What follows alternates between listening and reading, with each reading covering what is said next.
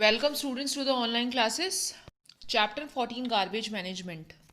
Chapter 14 garbage management. Student, हम लोगों ने इस चैप्टर में ये पढ़ा था कि किस तरीके से आपके डस्टबिन के अंदर बहुत अलग अलग टाइप के नेचर का गार्बेज होता है। यानी कि गार्बेज बेसिकली दो टाइप्स के वेस्ट होते हैं। Garbage waste both are same thing. दो टाइप के वेस्ट होते हैं। First is biodegradable waste, it means which can rot easily, and the second one is non biodegradable waste. It means वो वाला वेस्ट जो आसानी से रोट नहीं होता, आसानी से डिकम्पोज नहीं होता, उसको सिर्फ आप रिड्यूस, रिसाइकिल और रीयूज की तरह उसको यूज़ कर सकते हैं। अब हम बात करेंगे गार्बेज मैनेजमेंट सिस्टम की।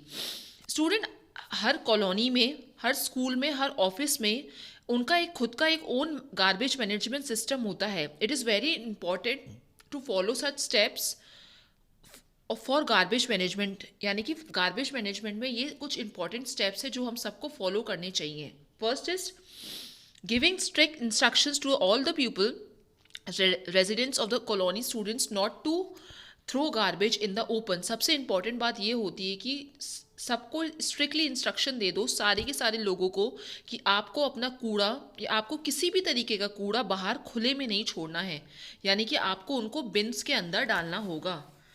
Now, separation of garbage. It is very important to separate the garbage into two categories. First is wet. Wet means biodegradable, which can rot, and the second is dry garbage, यानी कि non biodegradable garbage should be separately put in different bins. यानी कि दो तरीके के अलग अलग बिन होंगे. Green is for biodegradable waste, यानी कि wet waste, and the blue is for non biodegradable garbage. It means it for dry garbage. Garbage of green bins can be collected by garbage collecting trucks and sent to the landfills. यानी कि जो garbage जो green beans में जो कि हमारा biodegradable waste है, उसको गार्बेज कलेक्टिंग ट्रंक्स में और उनको ट्रक में डाला जाएगा और उनको लैंडफिल्स भेज दिया जाएगा। सम कॉलोनीज, यानी कि कुछ कॉलोनीज में और कुछ स्कूल्स में उनका खुद का ओन कंपोस्ट पिट्स होते हैं। कंपोस्ट पिट्स का मतलब क्या होता है कि एक शैलो होल्स, गड्ढे जो होते हैं वो खोदे जाते हैं ग्राउंड में, जिसमें सारा का सारा जो वेट वेस्ट है, वेट गार्बेज जो हमने डिस्कस करा था, जैसे कि vegetable peels, fruit pills, bread crumbs को डंप कर दिया जाता है। और जब एक पिट फिल हो जाता है तो उसको हम कवर्ड कर देते हैं सॉइल से, and the garbage is dumped in the second pit. इसी तरीके से दूसरा पिट में वो गार्बेज डंप किया जाता है। जो आपको पता है कि वेट वेस्ट जो होता है, जो बायोडिग्रेडेबल वेस्ट होता है, वो आराम से डिकम्पोज हो जाता है by the small microbes. Microbes means बहुत छोटे छोटे से जो माइक्रो ऑर्गेनिज्म होते हैं जो आपको दिखाई नहीं देते हैं, पर वो अपना काम धीरे धीरे धीरे करके करते हैं। तो इस तरीके से जो वेट गार्बेज होता है उसको छोटे छोटे माइक्रोब्स डिकम्पोज कर देते हैं, वो वहाँ पे सड़ जाता है, वो वहाँ पे रोट हो जाता है और कंपोस्ट मैन्योर आपका रेडी हो जाता है। ये जो कंपोस्ट मैन्योर यानी कि जो ये खाद हमारी बनी है वो हमारे प्लांट्स के लिए बहुत ज़्यादा अच्छे होते हैं, जो प्लांट्स आपके लॉन्स में ग्रो होते हैं। अब हम बात करते हैं उन ड्राई गार्बेज की। अब हमने वेट गार्बेज तो डिस्कस कर लिया, अब हम उन ड्राई गार्बेज का क्या करें जो हमारे ब्लू कलर के बिन में है। जो ड्राई गार्बेज है उनको आप 3 आवर्स की कैटेगरीज में, यानी कि 3 आवर्स ऑफ गार्बेज मैनेजमेंट, यानी कि 3 आवर्स हैं। The first is reduce, the second is reuse and the last is recycle. Reduce means किसी चीज़ को कम करना, किसी को कम करना। रीयूज माने मतलब किसी चीज़ को दोबारा से यूज़ करना, and the last is recycle, यानी कि जो चीज़ आपने यूज़ करी है उसको दोबारा रिसाइकलिंग करना। How can you reduce waste? अब आप किस तरीके से वेस्ट को रिड्यूस करेंगे? Think before you buy. Suppose आप कोई भी प्लास्टिक की बॉटल लेते हैं, जैसे कि अगर आपने कोल्ड ड्रिंक की बॉटल ली, फिर आपने दोबारा कोल्ड ड्रिंक ली, फिर तीसरी बार ली, तो आप कोशिश करो कि ये सब चीज़ें खरीदने से पहले कि आप सोचो कि मैं इतनी सारी प्लास्टिक की बॉटल्स को परचेज कर रहा हूँ, मैं उसको किस तरीके से कम कर सकूं, यानी कि मैं किस तरीके से अपने एनवायरनमेंट के बर्डन को कम कर सकूं।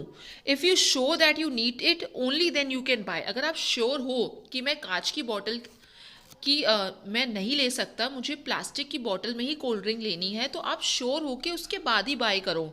Use of all of what you bye.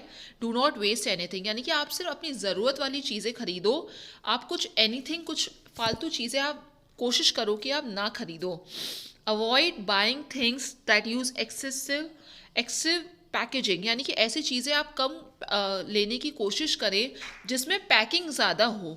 यानी कि पैकिंग बहुत पॉलीथिन्स हो, बहुत पैकिंग हो, तो ये कोशिश करो कि आप ये सब चीज़ें कम करो. आप ये भी कोशिश करना है कि आपको चीज़ें बल्क में आप परचेज करो.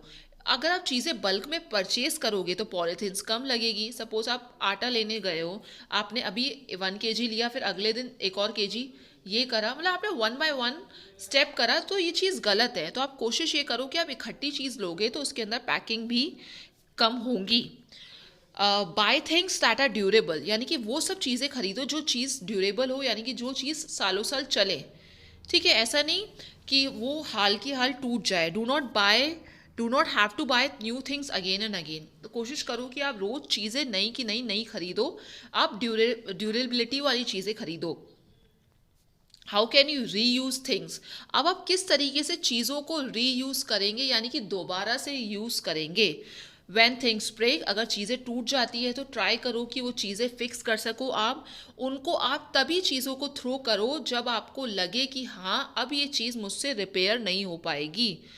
आप प्लास्टिक की बॉटल्स को, कप्स को, यूटेंसिल्स को और बैग्स को दोबारा से वॉश करें और दोबारा से रीयूज़ करें. Buy things that have been made of recycling materials, यानी कि वो चीज़ें खरीदने की कोशिश करें जो रिसाइकलिंग मटीरियल से बनी गई है, यानी कि उसको हम दोबारा से रिसाइकिल कर सकते हैं. Always take your cloth bag when you go for a shopping. Do not take polythene bags from the shopkeeper. Your cloth bag can be use again and again. Student, बहुत लोगों की क्या आदत होती है कि वो कुछ पॉलीथीन वगैरह अपने अपने घर से कोई बैग वगैरह कोई इस तरीके की चीज़ नहीं लेके जाते, तो वो हर जगह पे, यानी जिस शॉपकीपर पे वो जाएंगे वहाँ पे वो अलग अलग पॉलीथीन्स खरीदेंगे. अब इतनी सारी पॉलीथीन इकट्ठी आकर के वो घर पे लेकर आएंगे, उसके बाद वो यूज़ करके डस्टबिन में थ्रो कर देंगे. तो किस तरीके से हम लोगों ने कूड़े को बढ़ाया. तो हमें ये चीज़ हमें कम करने की ज़रूरत है. हमें अपना खुद का कपड़े का बैग लेकर जाने की नीड है. How can you recycle things. अब आप कैसे चीज़ों को रिसाइकिल कर सकते हो. There are many things that can be recycle. ऐसी बहुत सारी चीज़ें जिन्हें हम रिसाइकिल कर सकते हैं, जैसे कि न्यूज़पेपर होते हैं, प्लास्टिक की कैंस होती हैं, बॉटल्स होते हैं, toy, tin cans, things made up of glass. ये सारी जो चीज़ें होती है बच्चों, आप इनको कलेक्ट करिए और फिर आपके घर में, आपके तो घर में भी बहुत सारे कबाड़े वाले रेगुलरली आते रहते हैं. और अब तो दिवाली का सीज़न है, तो दिवाली के सीज़न में तो रोज़ कबाड़े वाला आता है और आपके घर से जितना भी कूड़ा, यानी कि जो भी ऐसा गार्बेज, ऐसा वेस्ट जो अब आपके यूज़ में नहीं है, उसको लेकर जाता है. इसके यू विल गेट मनी. इसके बदले वो आपको पैसा देता है और आपसे आपकी चीज़ें रिसाइकिल वाली ले जाता है. मीन्स न्यूज़पेपर को आप किस तरीके से रिसाइकिल कर सकते हो. Newspaper are use to make paper bags. Newspaper से आप पेपर बैग्स बना सकते हो, एनवेलप्स बना सकते हो. Paper pulp is use to make a news paper machine articles. Paper pulp से आप बहुत ही पेपर मैक आर्टिकल्स बना सकते हो. Pulp can be press to make a new paper also. Pulp से आप क्या कर सकते हो, एक दूसरा नया पेपर भी बना सकते हो. So whatever dry garbage we have, we should put in a blue bin and this garbage will go for recycling. यानी कि जो भी आपका ड्राई गार्बेज निकलता है उसको आप ब्लू कलर के बिन के अंदर डालोगे और फिर उसको रिसाइकलिंग के लिए भेज दोगे. Thank you students for watching the video.